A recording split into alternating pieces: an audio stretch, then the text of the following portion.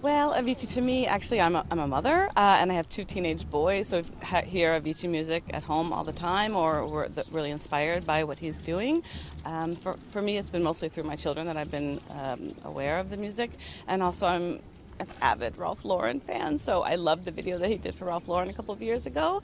So I think that's just an inspiration that we have in the family.